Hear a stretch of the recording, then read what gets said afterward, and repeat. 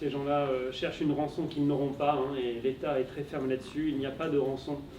Aucune rançon n'est payée parce que d'abord, ça ne garantit pas de pouvoir récupérer les codes qui permettraient de récupérer les données, et ça ne ferait qu'inciter les pirates à réattaquer des hôpitaux ou d'autres structures. Donc il n'y a jamais eu aucune rançon et il n'y aura pas de rançon. Donc ça ne sert vraiment à rien, à part essayer de déstabiliser la prise en charge de personnes malades.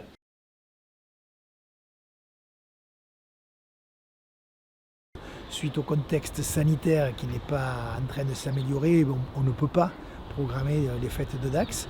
Ça, c'est évident, hein, il y a un protocole sanitaire et nous, on a des dates butoirs à respecter. Donc à l'heure actuelle, c'est début avril, on ne peut pas organiser les fêtes de Dax.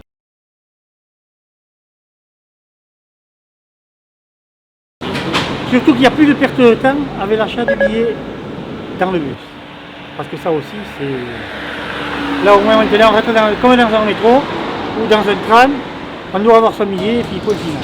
Prochain arrêt, centre commercial L'Océan.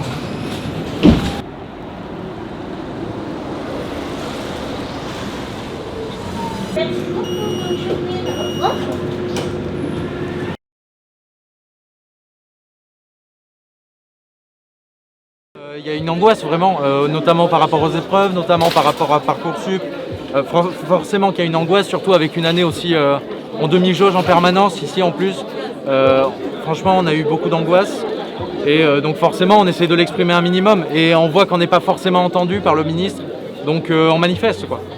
Il y a eu aussi une rupture d'égalité entre les lycées privés et publics, où les lycées privés, nombreux, ont poursuivi leurs enseignements en 100% présentiel et en supplément l'ont spécifié sur les dossiers des élèves sur Parcoursup.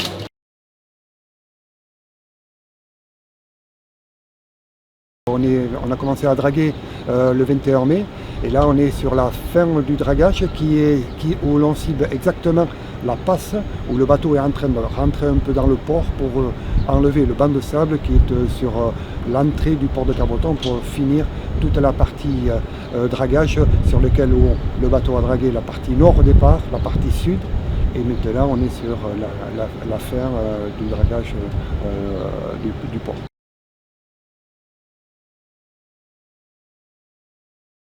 Pour défendre ce site, pour montrer aux salariés qu'on était à leur côté.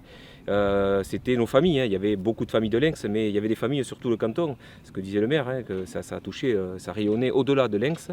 Et donc il y a des familles de Castel, des familles de Litémix, des familles de Vielle-Saint-Giron qui étaient touchées par cette fermeture.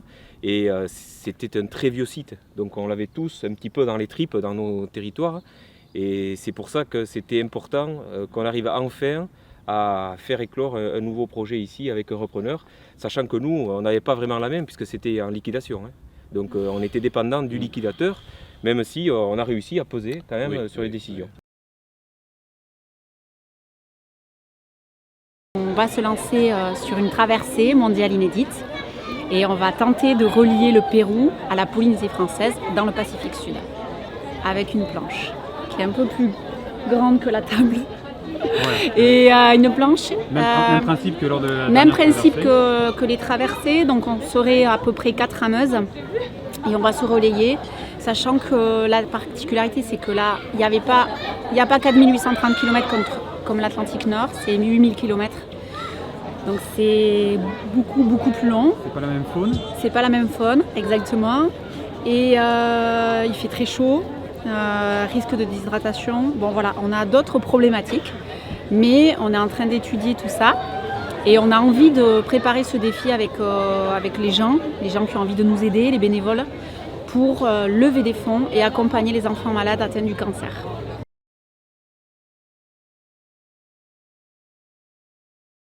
En supprimant cet enjeu bâti, on va permettre de supprimer un enjeu érosion, on va dire, puisque là, effectivement, la libre évolution sera laissée à la nature et donc il n'y aura plus d'enjeu bâti et voilà, sur ce secteur.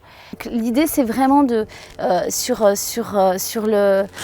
site de de redonner la dynamique naturelle de la dune et de la dune blanche, de la dune grise, des dunes qu'on voit derrière là, qui sont des espaces protégés remarquables, donc de repermettre la mise en place de cette dynamique et ensuite de mettre en place un programme d'animation, de sensibilisation vers la nature.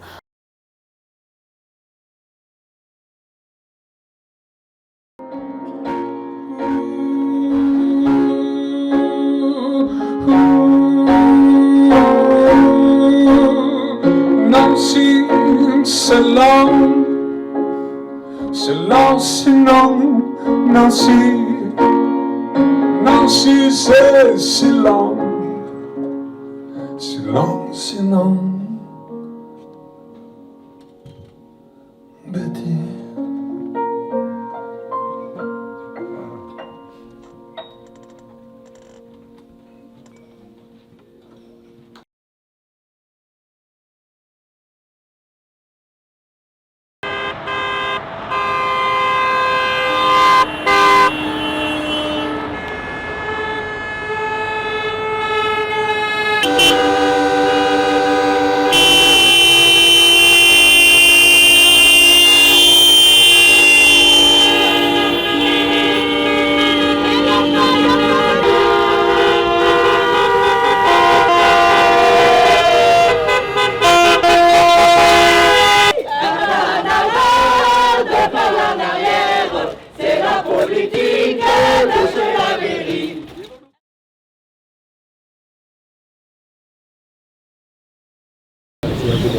Nous pouvons considérer que les choses vont redevenir peu à peu à la normale. Il y a eu 400 personnes qui, dans ce département, par exemple, ont été impactées, ont déménagé évidemment.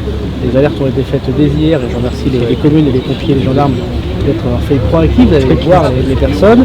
Et nous allons convoquer jeudi prochain l'état de catastrophe naturelle avec la ministre de Transition écologique pour que dès vendredi, les assureurs puissent faire leur rôle d'assureur et pouvoir accompagner les communes, les commerçants, les artisans, les agriculteurs, les personnes qui ont été touchées, comme je l'ai vu à Bayonne, comme je le vois ici, par ces inondations.